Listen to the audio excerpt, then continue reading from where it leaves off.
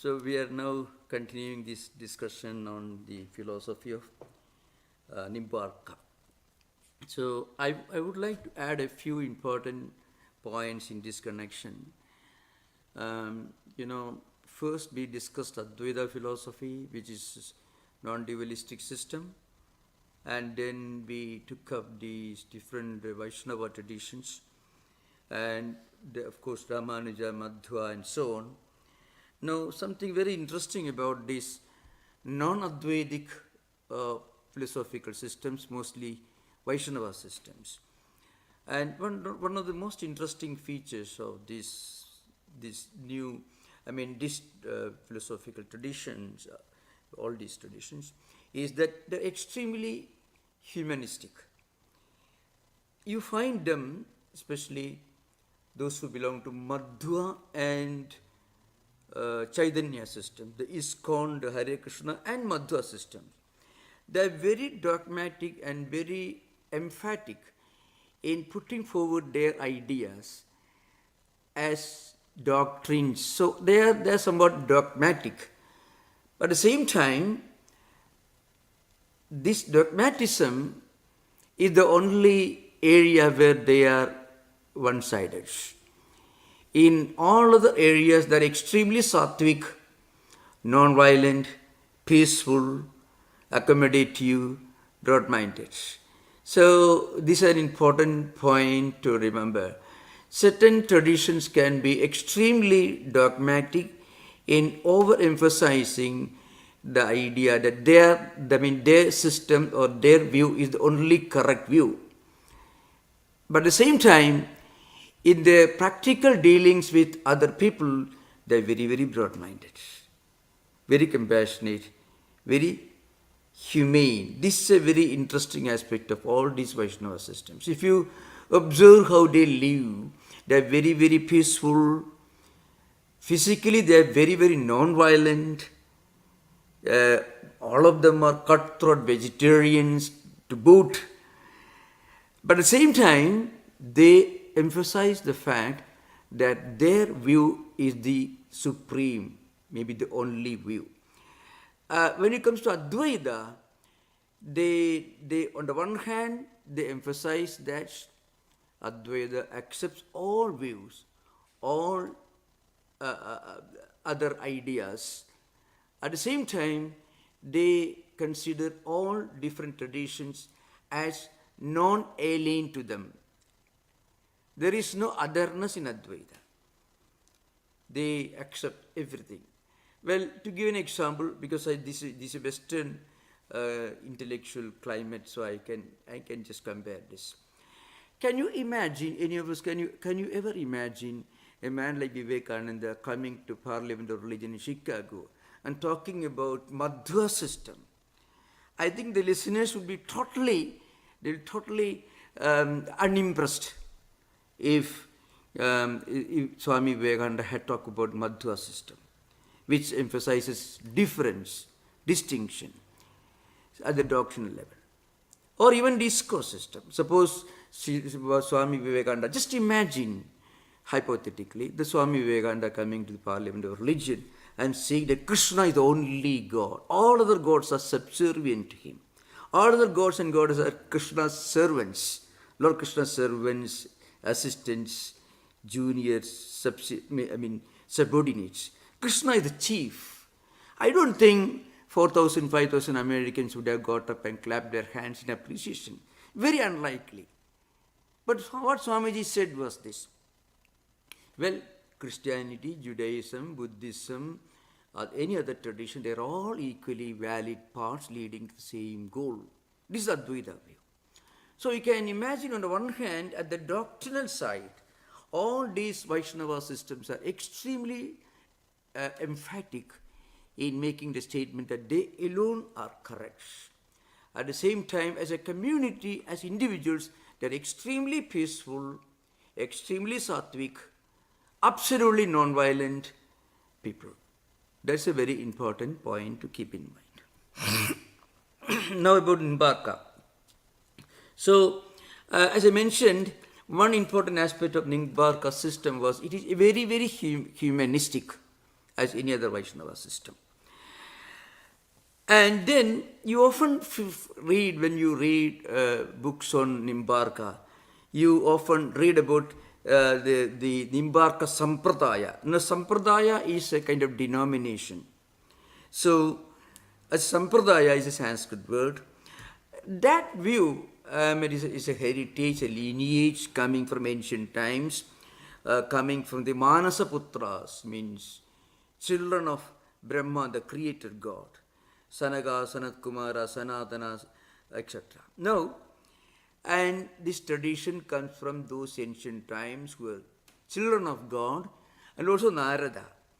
And now, this is one aspect of Nimbarka system, which I don't feel is very important for us to discuss right now, because it is somewhat mythological. Of course, a traditional Nimbarka devotee may not fully agree with me, but there is no need to agree, of course.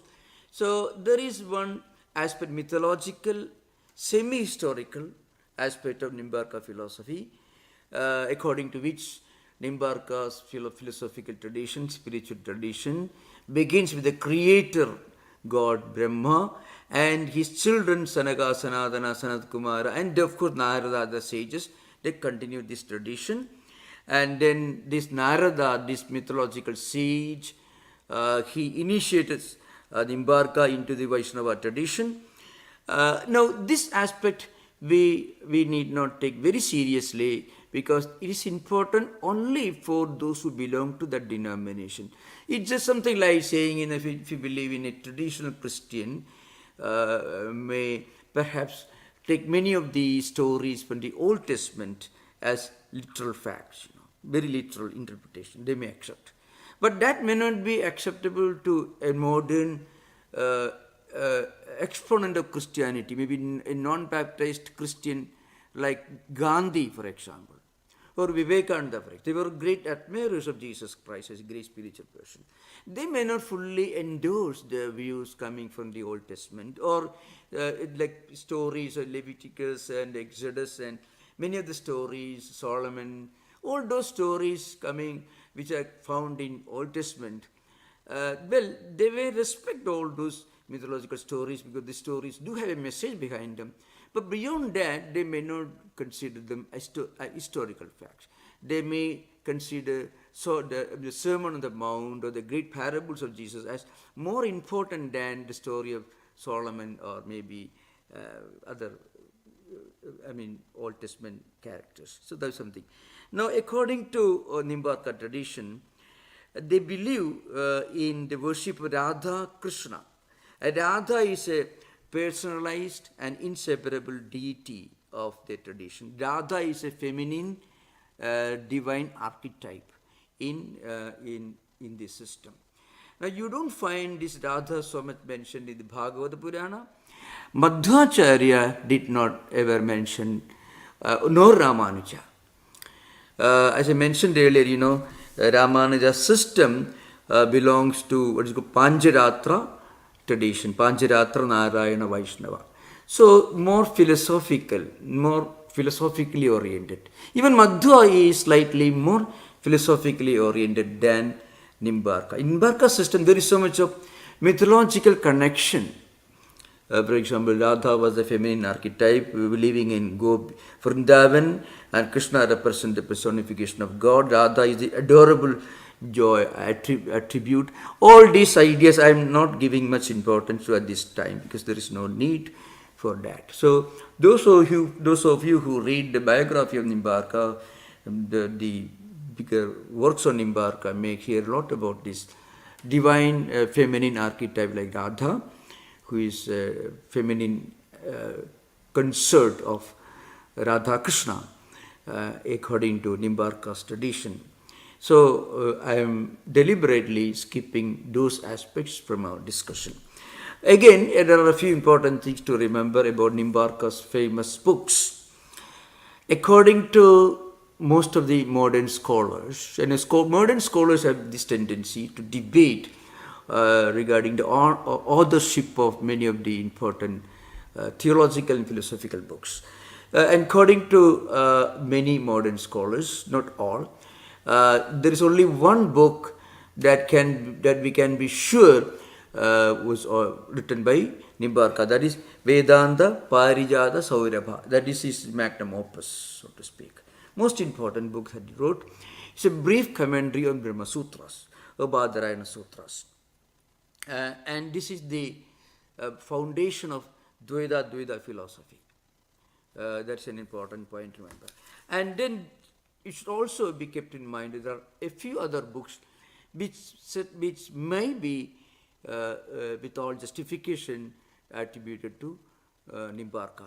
And one of them is, for example, Rahasya Mantra Rahasya Shodashi.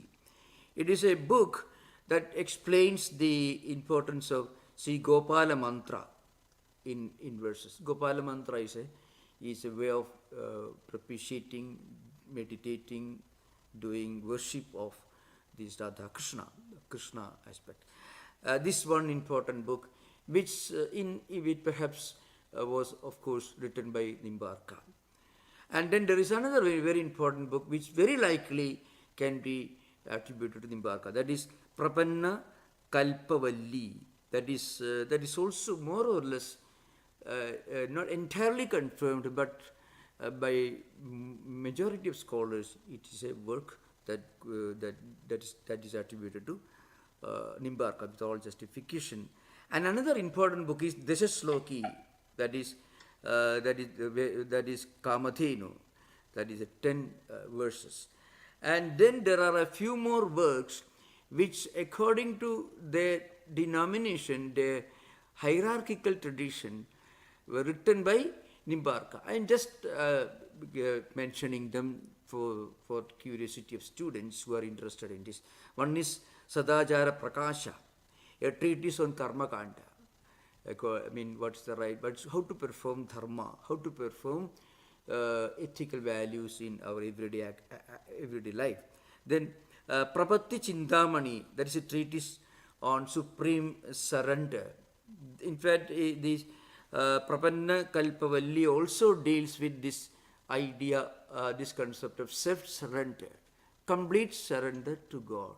In this respect, according to some historians, Nimbarka took this idea from Ramanuja's book, either from Saranagati Gadyam, one of Gadyatraya, or Vedanta Desika's well-known book, Lakshmi Tantra. There are quite a few books that deal with this concept of self-surrender, taking refuge in God completely. This idea was expanded and expounded by Nimbarka in this Prapatti Chintamani and Prapanna Kalpavalli.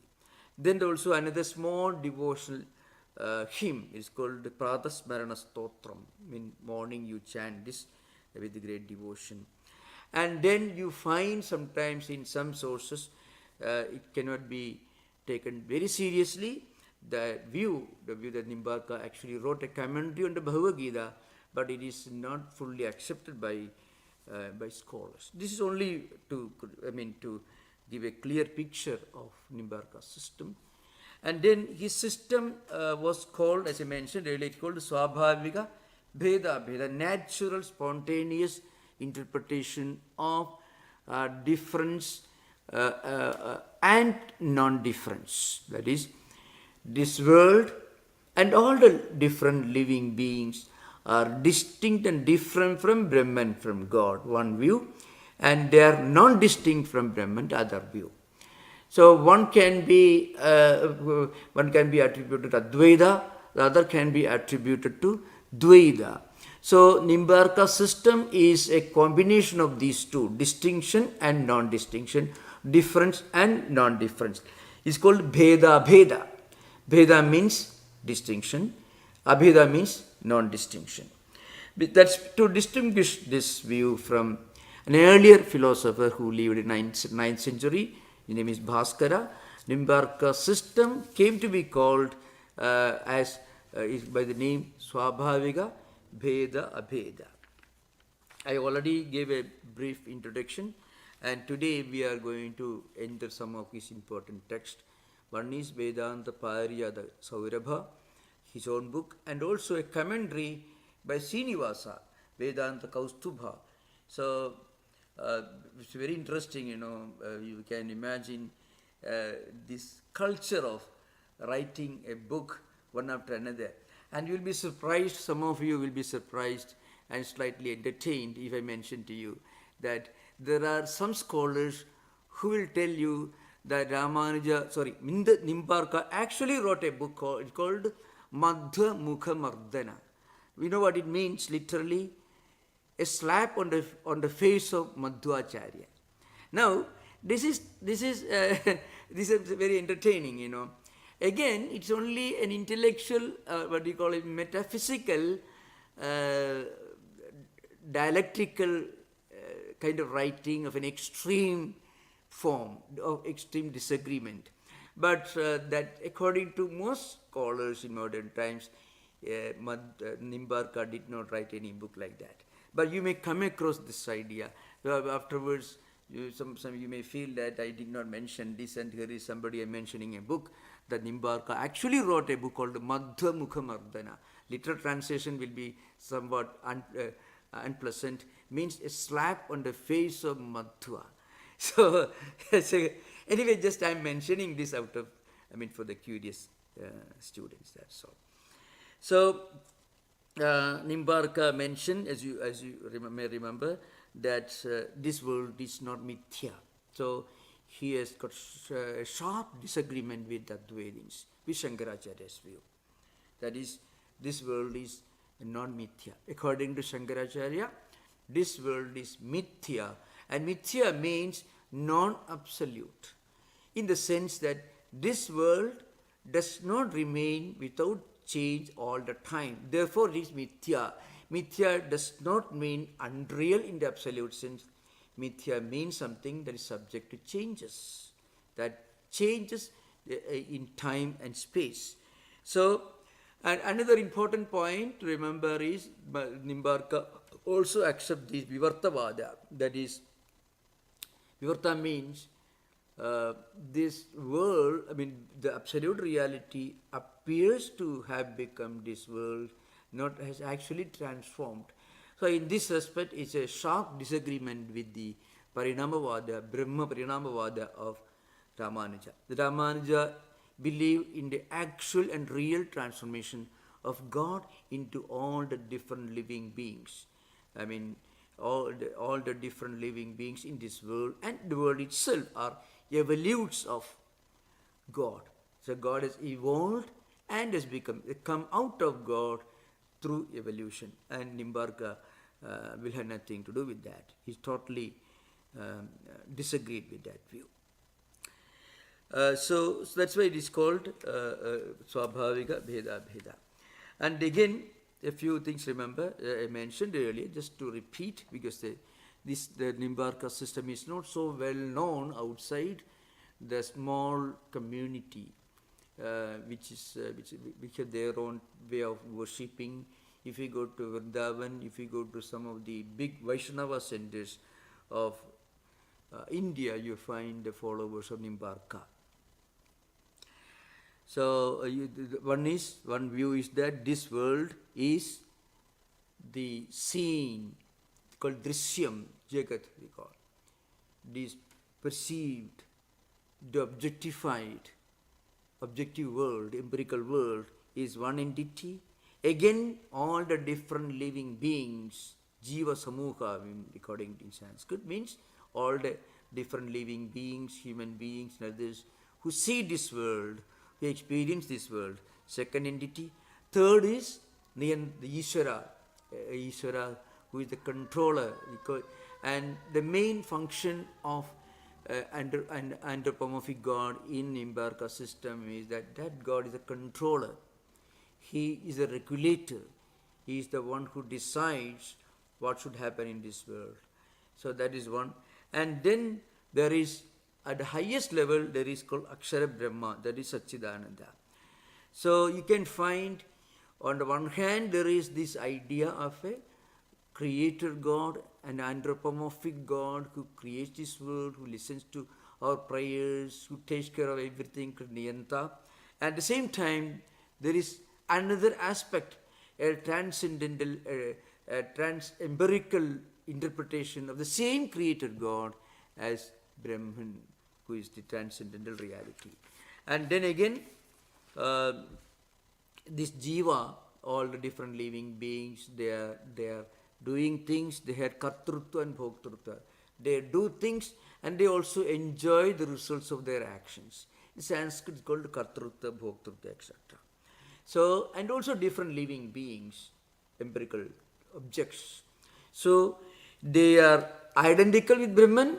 They are also different from Brahman. So, these two apparently contradictory views are fused to form this unique system, this unique approach to absolute reality in Nimbarka system.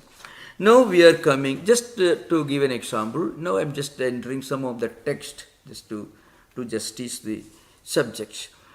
One important topic discussed in the system is, of course, what is the, how does this world emerged? How this world emerged, and then what is the source of knowledge of God? Some of these ideas are discussed in Vedanta Parijata Saurabha, Nimbarka's commentary on Vedanta Sutras, Brahma Sutras, and also much more elaborated in Vedanta Kaustubha. It's a commentary on Nimbarka's book written by his disciple Srinivasa. Now, surprisingly, you find the disciple in his interpretation of the Guru's work, his teacher's work, he comes somewhat closer to Advaita of Shankara than Nimbarka himself. So there are views among scholars that Srinivasa, who was the commentator of Nimbarka's commentary on Brahma Sutras, he was highly influenced by the teachings of Shankaracharya. This is one view, not fully confirmed. One important thing to remember, and maybe I should have mentioned at the very beginning itself, many of these scholars, they did not clearly record the year of completing the book, writing this book, how they began to write, and when they completed. And so the historical records are very meager, almost non-available in many cases. That's true for many of these great writers, great scholars, not only of Hindu Vedantic tradition, but also Buddhist tradition. For example, we don't have a clear picture of the life of Buddha even, except from what we get from Tripitakas. We don't have a clearly recorded history of Buddha. Very similar to Jesus Christ, and we don't have a clear historical record. We don't have. And again, we don't know who were the disciples. But at the end of the book, many of them wrote one verse. Sometimes at the end or maybe the beginning, they wrote one verse in which they attributed the inspiration. I mean, they attributed their inspiration to their guru, and at the promptings of their guru, they happened to write this well-known book. That's an integral part of their writing. But other than that, there is no clear historical records. So there is some ambiguity when you talk about the historicity or the historical accuracy of the dates of writings of many of these books. So one important part of Vedanta Parijata Saurabha is the well-known sutra, third sutra, Brahma Sutras. That is Arthado Brahma Jignasa, Janmadhyashyataha, and Shastra Yonitvad. See, Shastra Yonitva is the third sutra. That's how the exposition of Nimbarka system begins in Vedanta Parijata Saurabha. That's why it's so important. Just reading, Evam Jignasa Sutrena Brahma Jignasyam Ityuktam Lakshana Sutrena Cha Jagat Janmadikaranatva Satyatva Adimatvam Brahma Lakshanam Uktam Idanim Tatra Kim Pramanam Iti Akamshayam pramanam uchyate. This is the beginning of that interpretation of that third sutra. What it means is this. Now, the first sutra is Adhado Brahma Jignasa. So there is a reference to the first sutra.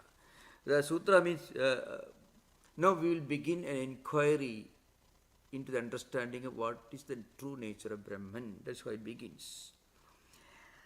Now, Tevam Jignasa Sutrena Brahma Jignasyam Ityuktam. Now, one important thing is, if you look at the text at the very beginning, the first sutra is Adhado Brahma Jignasa. So, now let's begin. We are beginning an inquiry and investigation into the nature of Brahman, into the nature of absolute reality. Now, at the very beginning, there are arguments. Why should we worry about inquiring into the nature of Brahman? Where is a need for it? And in some of commentaries in the Advaita tradition, there are also funny, slightly humorous ways of putting this.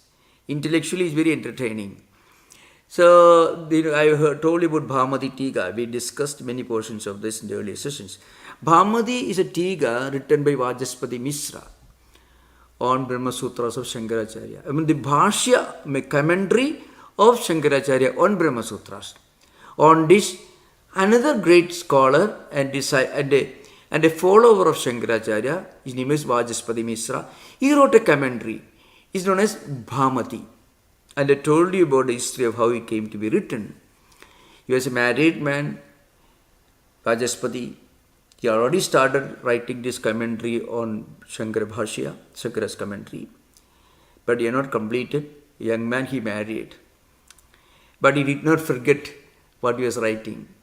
So practically he kept writing for almost 35 years. So 35 years passed. And then and every day he used to write, get up in the morning, Sandhya Vandan, he used to write, and the lady, his wife, used to prepare his breakfast, lunch. This went on for 35, 36 years. And the book was approaching its end. And then evening, he found that the lamp, the oil lamp was fading. So he found an old lady was pouring some oil into the lamp. He was wondering, who is this old lady? Looked at, he was his own wife, whom he had married 35 years earlier, 36 earlier. So tears rolled down his eyes because he had completely forgotten his responsibilities to the old lady. And the book came to, the book was completed within a few days. In a hurry, he completed the book. And I'm actually referring to that book so very soon. And then he was so sorry that he could not do his duty responsibility to the married woman. But woman also was a great person, as great as Vajaspati himself. So, as a penance, as a compensation for her sacrifice, because she never complained, never told him, you stop writing. Instead, she served him, helped him. She took all the care of the household duties, everything, so that her husband could complete the great book he was writing. The great, is one of the greatest Vedantic texts written during post-Shankarite times. Maybe the greatest, perhaps, after Shankaracharya's time. The most important books of Shankaracharya is the books themselves. So, as a penance, he named that book Bhamati, which was the name of his wife. So, his wife still lives in the minds of the great students of Advaita Vedanta. So, that's the greatness of this book, Bhamati. Now, in that book, it's a very, very, very abstract book. One should learn from a teacher. At the beginning itself, he is asking, I'm just giving an example, a sample of these arguments taking place in Vedantic textbooks. Brahma She says, Kim Brahma Jijnasyam Adhava na Jijnasidavyam Adhava na Jijnasidavyam. See, Sarvam Khalidam Brahma. Brahman is everything. Brahman is everywhere. Put in modern, let's say modern Western context, God is everywhere. Then why should you inquire into God? Because He is everywhere. Brahma, Sarvam Khalu Idam Brahma. Everything in this world is Brahman. Let's say God. Brahma kim jijnasidavyam adhava na jijnasidavyam. Then why should you worry about inquiring to the nature of Brahman? Because everything is Brahman. So no need to inquire into Brahman. So the first sutra itself is meaningless. Now, this argument continues, and then we realize that it is only an objection. It is not the author's view. The author is putting forward the objector's view to prepare his background for his reply. So, that means you are questioning the very first sutra, the logic of the first sutra. And all these objections are put forward to prepare the background for the grand reply that is coming. This is the grandeur of the book. So, it's of course Vedanta Pariyada Kaustuba cannot claim that level of pedigree or intellectual grandeur. Absolutely not. But still, the beginning, Nimbarka himself, he must have read Bhamadi's Bhamadi Tika of Vivajaspadi. So the subject also is somewhat similar. Nanu Jijnasa Sutrena Brahma Jijnasyam Ityuktam. So the first sutra, Adhado Brahma Jijnasa, it shows that Brahman is something that should be inquired into. It is something that we should inquire into to understand its true nature. Ityuktam Lakshana Sutrena cha Jagat Janmadi Karanatva Satyatva Adi Mattam Brahma Lakshanam Uttam Idanim Tatra Kim Pramanam Iti Agamshayam Pramanam Uchadi. So, it was pointed out that whether Brahman is to be inquired or not. So the answer is that Brahman should be inquired. Because whether Brahman, having stated remarks, is to be arrived at through inference. So in the previous sutta I mentioned, Brahman is the origin of the emergence, existence and dissolution of the universe, of the world and everything else. So in that case, there is no need to learn scriptures. We can infer through inference, kulanumana. Through inference, we can assume the reality of Brahman. So, Nimbarka says no. Inference cannot be a means for inquiring into the nature of Brahman. Shastram alone, the revealed scriptures alone can be the basis for inquiring into Brahman, because Brahman as scripture as his source. So Brahman can be, the nature of Brahman can be understood only from scripture. Anything at the empirical level, we can understand through direct perception, and if that's not possible, through inference. But something that's beyond the empirical level, we need some source to get an idea, and then based on that idea, we have to make inquiry not at the empirical level but another level. So that is how the argument begins. Uktalakshanam Brahma Anumanadi Gammi Uchyade Veda Pramanagam Idi Samshaye Anumanadi Gamyam Yatova Vajo Nivartande Idi Brahmano Vag Akojirita Sravanadidi Purvapakshe. So people raise the objection. Purvapaksha means prima facie view. The objection is this. There is a statement in the Vedas, Yato Vajo Nivartande Aprapya Manasada.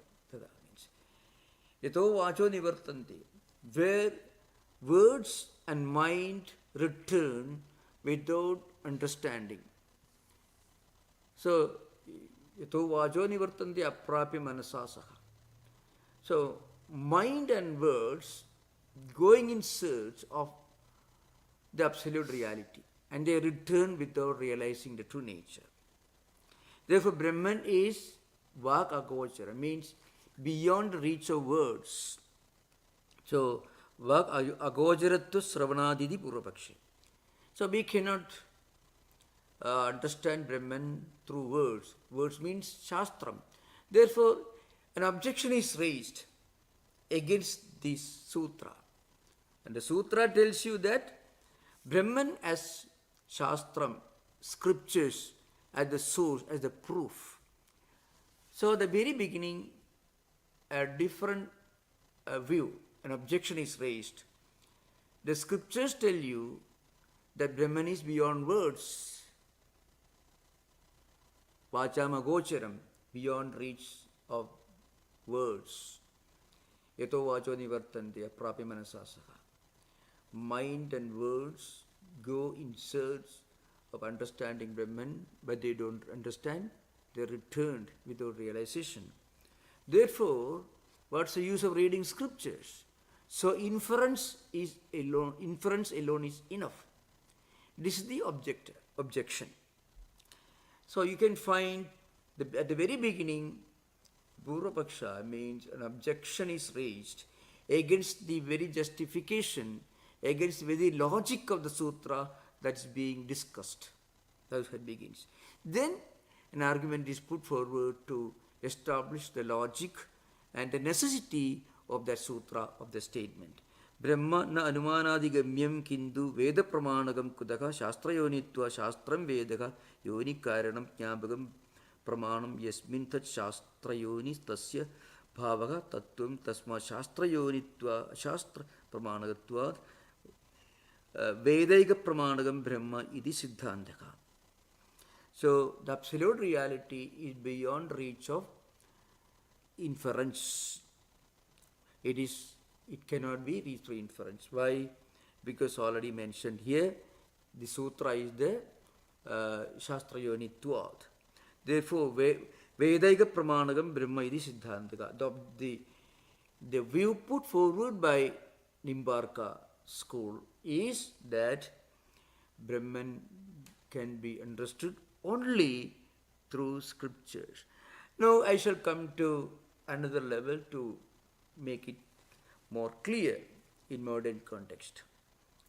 Now, we normally use our power of direct perception, inference, comparison, or verbal testimony. All these tools we use, the epistemological tools we use, we can use them only when we try to understand and explain and analyze something belonging to empirical perception.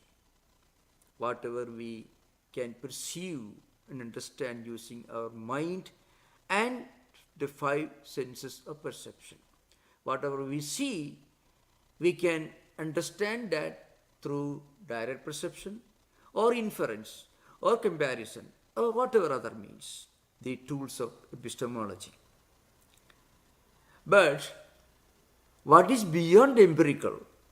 But beyond the empirical perception, or empirical comprehension, it cannot be analyzed or understood by using any of these tools, including inference.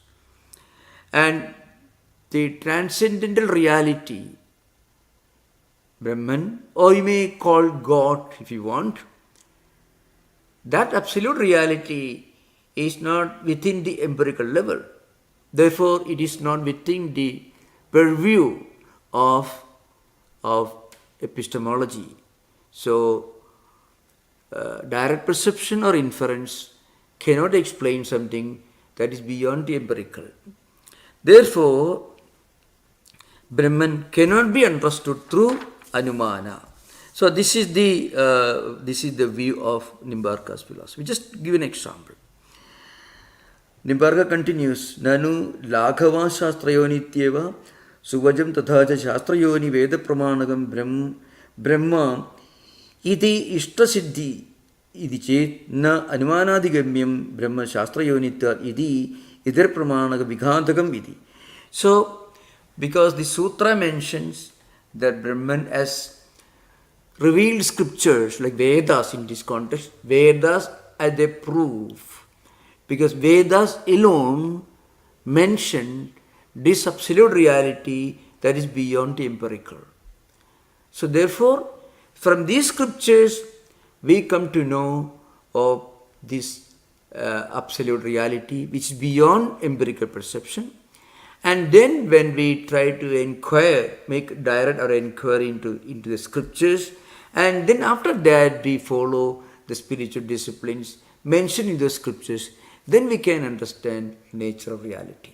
So this is how this argument continues. So I shall try to explain this later in the coming sessions. We can have an interaction. You are most welcome. Thank you.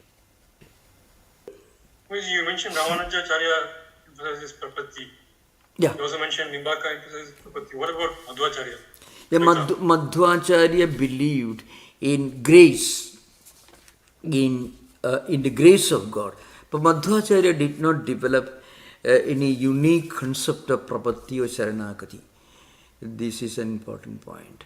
So the prapatti ideal from Ramanuja was later taken up by Nimbarka Acharya in his Prapatti Chintamani or Prapatti, that Kalpavalli. So Prapanna Kalpavalli, so it's called. So that is the view. In fact, you find in modern times there are controversies on this subject. There are some scholars who believe that Nimbarka lived before Ramanuja. So Ramanuja got different Nimbarka. Different views are there.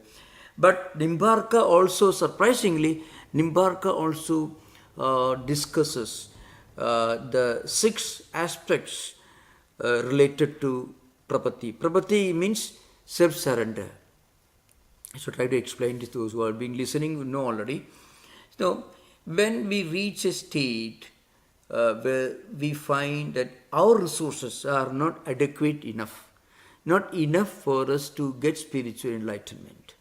We practice karma yoga, prayer, meditation, attending your holy liturgy, whatever it you do. And you find that your mind is still restless. You cannot concentrate.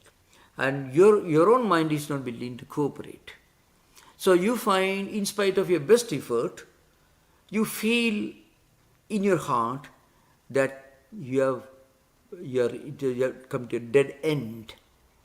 So that is why Ramanuja put it in a very philosophical language. The credit for evolving this unique concept of self-surrender into distinct philosophy and spiritual tool goes to Ramanuja. So he says, Ananyagaditvam, that is one important thing. So Ananyagaditvam means there is no one else you can take refuge in. And Akinchanyam, you feel you are totally helpless, you are totally destitute. There is no one else for you to turn into, no one to support you. At that point, in your heart, you silently surrender yourself to a higher power. And when you do that, you feel your own karmic blocks are get dismantled, and you become a tool in the hands of a higher power. Now, Madhvacharya does not talk about this kind of self-surrender. But Madhvacharya talks about grace. So grace only you can get moksha, liberation, and spiritual enlightenment. But Ramanujacharya developed this into this Anugulyasya Sankalpaha Pradigulyasya Varjanam Rakshasiri Vishwasa Goptukta Varanatha Atma Nikshepaka Vidha Sharanagati. All these 6 tools, already explained many times in the past. You should have positive thoughts all the time, remove all negative thought currents, negativity. Then you should have a strong faith that God will protect you. God is only protector. You depend upon Him. And then you feel yourself to be totally helpless. And then Atmanikshava, you surrender yourself. When this happens, that's the end of your own efforts. So when your own glass is empty, suddenly you feel it is full, it is filled by higher power. So when you empty your own vessel, suddenly you feel it is filled with something higher by God. So it is a kind of hotline. So Ramanuja developed this into a unique system, and also in some other books in Ramanuja, like Lakshmi Tantra, they discuss these things. And they consider the 66th verse of Gita, 18th chapter, Sarva Dharman Parityaja Mamekam Saranam Praja Aham Tva Sarva Bhabebhyo Mokshashyami Masya. This is important for Ramanuja. So the point is, Nimbarka talks about this in his Prapatti Chintamani and also Prapanna Kalpavalli. But mostly it must be from the original source, should be Ramanuja's works. This idea behind. Okay, thank you. वही अद्वैत विषय जगन मिथ्या लौकिक से जगन जगन जगन असत. What is the distinction between asat and mithya? Nama rupa is yeah, I tell you. Okay. Now you know the difference is this. You said asat. Asat is something that cannot even be conceived of existing by anyone. Secondly, you make the statement itself denies its possible existence. For example, use the word Sasavishana, the horns of a hare. Hares don't have horns. So, if you are mentioning Sasavishana, the horns of a hare, it's obvious that it is not hare if it has horns. Then again, if it is hare, it cannot have horns. So again, Gandharva Nagara, a city in the sky. These are all just examples only. We cannot even intellectually conceive of it existing in any way, by any stretch of imagination. That is called asat, absolute non-existence. Even you cannot even talk about it, think about it, or imagine anything about it, because the very thought of it tells you that it is absolutely unreal. Mithya is something that we believe to be real till we realize that it is not real, it is mithya. So in other words, to give an example, it's called vyavaharika. See, if you are looking at something, the sky, the mountains, the chairs, maybe a picture on your wall, they belong to mithya. Why? Just because they don't exist all the time, everywhere, in the same manner. They're subject to changes. So anything that is subject to changes in time cannot be real in the absolute sense. Because to be called real in the absolute sense, you may use the word capital letter R for real. To be called to be real in the absolute sense, it should exist in the same fashion without any change all the time. Nothing in this world can be called real in that sense. Because the cosmos, the universe, the mountains, they all exist maybe for some billions of years. But again, they don't remain without any change. They change all the time. If they are changing, they are mithya. So mithya is not absolute unreality. Mithya, in other words, is something that that's existing relative to time and space. Relative to time, because in times they undergo changes. Anything that changes is mithya. That's the idea behind. Namaste, namaste. My question is about this Nimbarka's Brahma Sutra commentary, and more broadly, what defines a school of Vedanta? What defines a separate, unique, new school? And is it that commentary on the Brahma Sutra? Like, does someone have to come along and have a unique perspective specifically on Brahma Sutra? Or what defines that unique school? Because it seems like each has a different view on Brahma Sutra. Yeah. All these teachers used to be called acharyas. And to become an acharya, it was supposed that you should write a commentary on Brahma Sutras. Without writing a commentary on Brahma Sutras, you will not be designated as an acharya. Chaitanya did not write. So one philosopher belonging to Chaitanya tradition, Baladeva, wrote a commentary on Brahma Sutras. So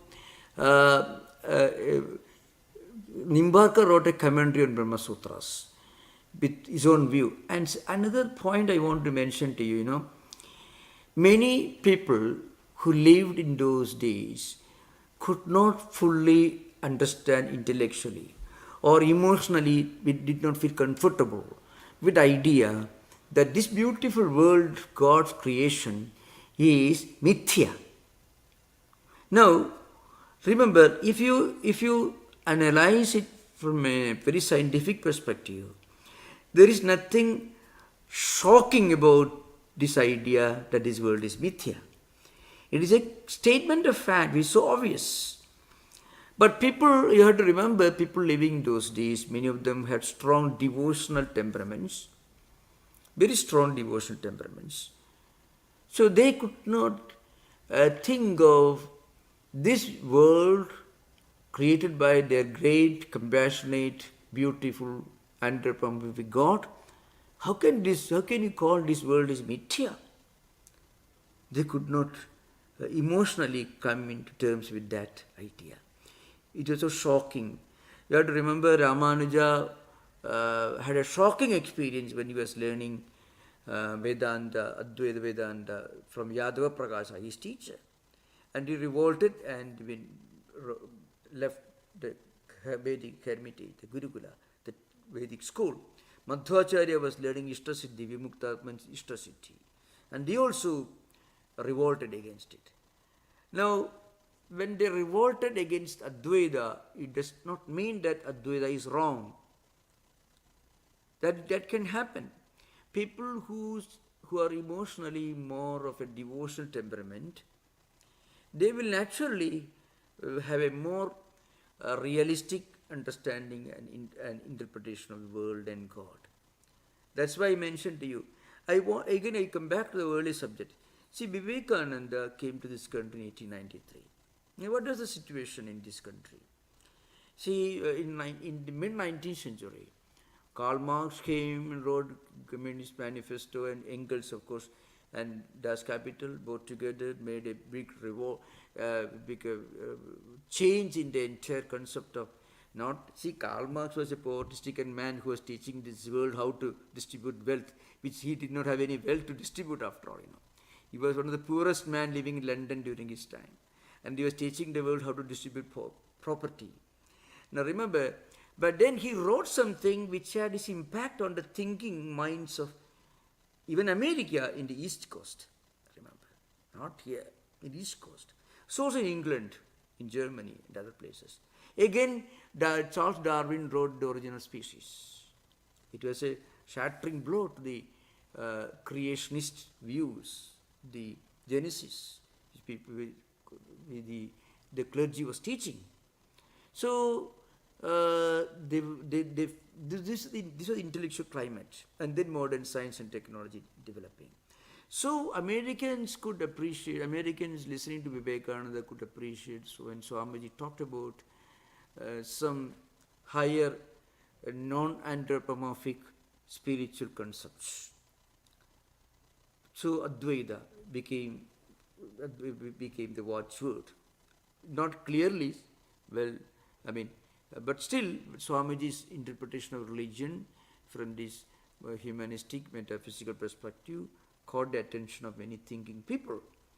So the intellectual climate the intellectual landscape of the time in many ways determines the receptivity or the acceptance of a doctrine. So Shankaracharya's system was accepted by the greatest thinkers of many parts of India, especially those who were highly educated in philosophy. But there were humble people in the villages who were worshipping the deity in the village temple. And they didn't want to be told that their God in their small little village temple is not absolutely real, or that God's creation of this world is not real. They didn't want to be. They wanted something that is more satisfactory to their emotions. That's an important thing to remember. So they were not like the 4,000 Americans sitting in Columbus Hall listening to Vivekananda. They were humble people living in villages. They wanted something that could fill their hunger, answer the intellectual hunger, emotional hunger. So Ramanuja revolted, did not like the way a statement was being interpreted by his own teacher, Yadav Prakasha. He revolted. But he could, and he was saying, he revolted because he thought Shankaracharya's philosophy was not giving enough justification, enough place, enough respect to devotion. But he could have walked a few miles and reached the temple in his own place, and you find they were all perhaps chanting Shankaracharya's devotional hymns. Shankaracharya is the greatest devotional poet of India. No one wrote anything comparable to what he wrote, his own devotional poems. So also Madhvacharya. So we had again, there was a difference of 350 years between Shankaracharya and Ramanuja. 150 years between Ramanuja and Madhva. And between these two, Nimbarka came. So remember, in 8th century, 7th century, 9th century, 10th century, 11th century, 12th century, in those days, 150 years, 200 years, 300 years, a long period. And there was no communication. So somebody listening to Advaita, maybe a very lopsided interpretation of Advaita, will feel the need for a more emotional understanding of God and religion. So Ramanuja became a visit Advaita. This is an important point to remember. So they wrote different books. So this is the story. So it was the need of human emotions. Human mind needs devotion. Otherwise it will go dry. That's true. So Ramanuja had his place. So also Madhvacharya. Okay. Now, I don't see any other hands raised, so I'm going to ask a follow-up.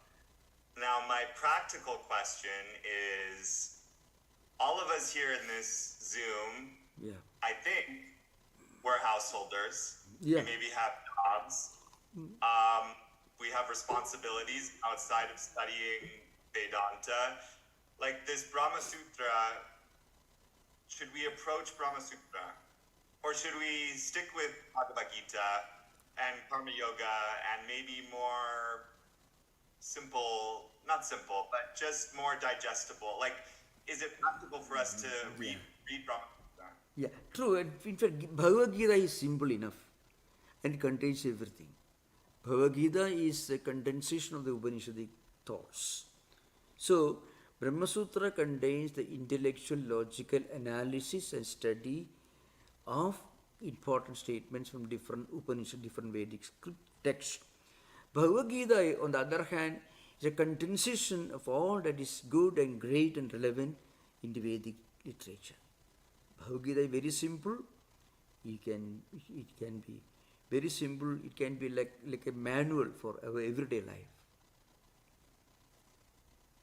Yeah, this is a very important thing.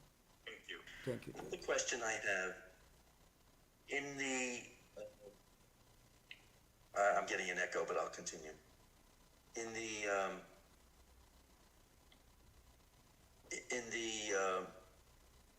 Divine Life Society and Yoga Vedanta, Yeah.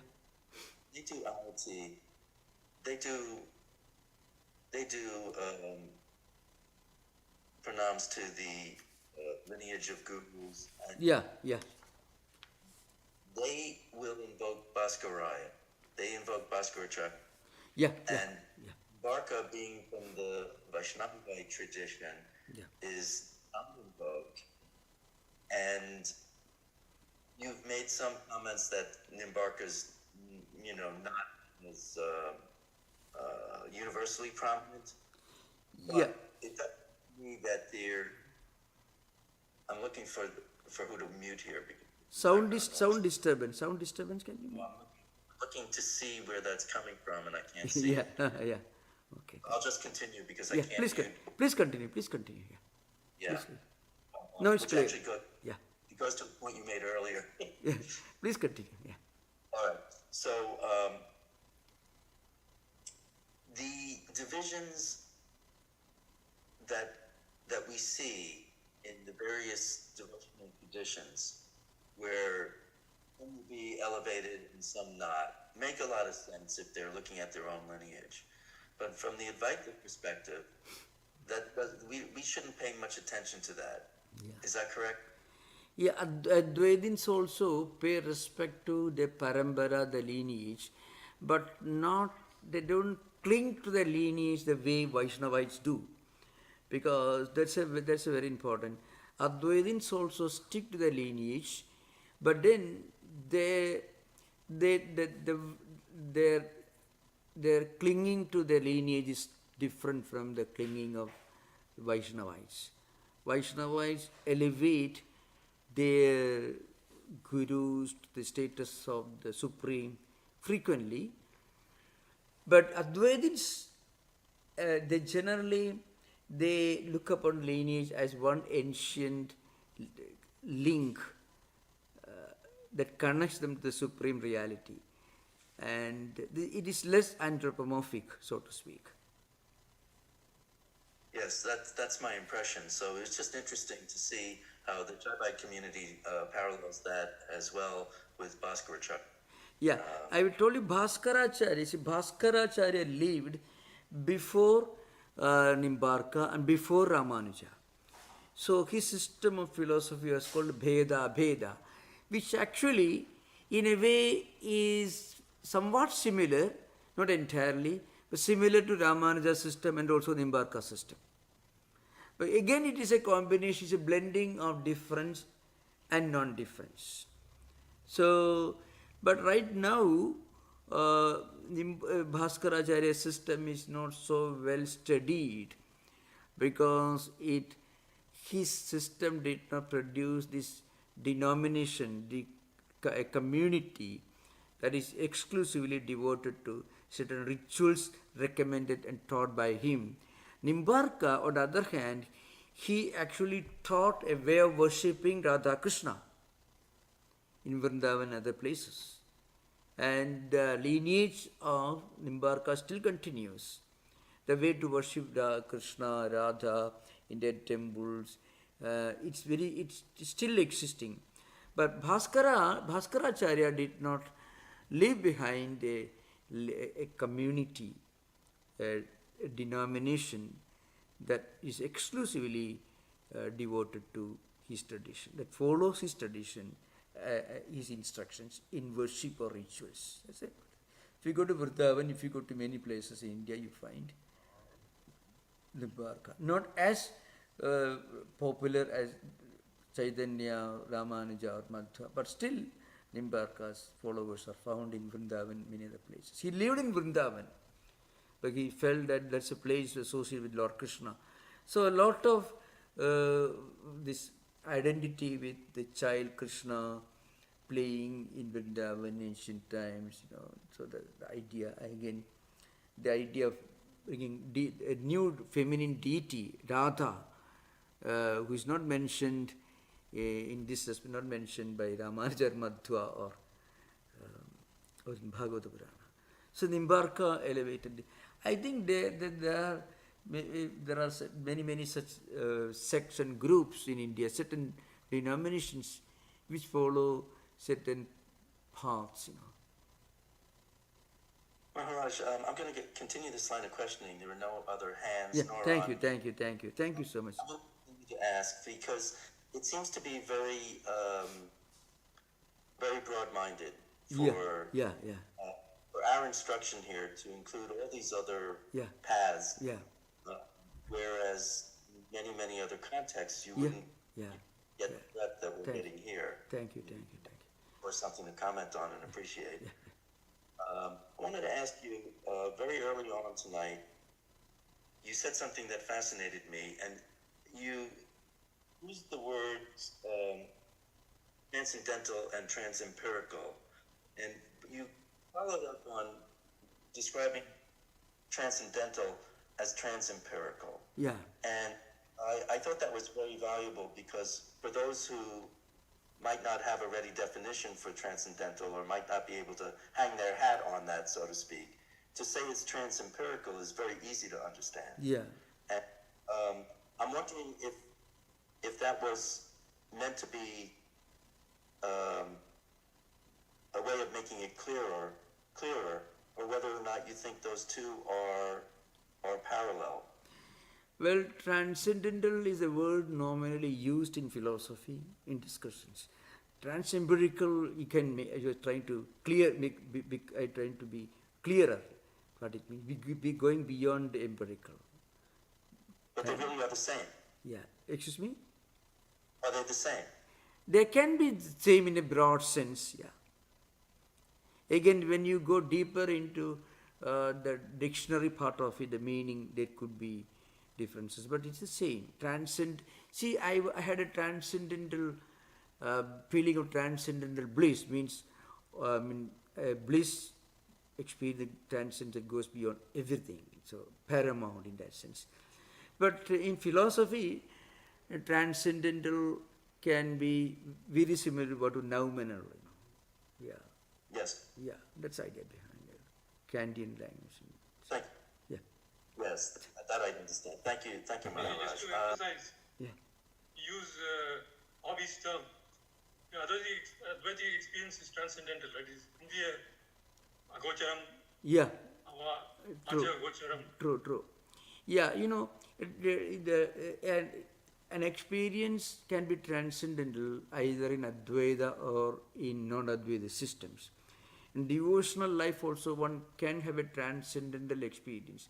So one way of understanding the meaning of transcendental, it is something beyond explanation, beyond description, beyond any kind of effort to explain or verbalize, describe. So something that goes beyond everything. That could be a kind of a devotional ecstasy, can be of a transcendental nature, devotional ecstasy. A poet, when he reads, when he composes a poem, he can have a transcendental experience, Without some degree of transcendental experience, you cannot write a really great book or poem or verse or hymn or anything. Because you have to go beyond the empirical and connect yourself to something transcendental to be able to write or read or paint or compose anything of lasting value. It's very important. So it can have so many different levels of interpretations and understanding, perception, transcendental. In spirituality, it has got one meaning. In poetry it has meaning. Literature has different meaning. In music, a great musicians will get a feeling of transcendental bliss. Without that, he won't be able to sing to the highest degree of perfection or to compose to the highest degree of perfection. You have to go beyond this world, connect yourself to something beyond this world, to write, to paint, to think, or to compose, or to sing anything of higher, sublime nature. Okay, thank you for the question. And I should thank Bobby, you inspired so many other students to raise very meaningful questions, and I should ask everyone, okay, thank you for this wonderful session, thank you. Om Shanti Shanti Shanti Harihi Om Tat Sat Sri Ramakrishna Arpanamastu.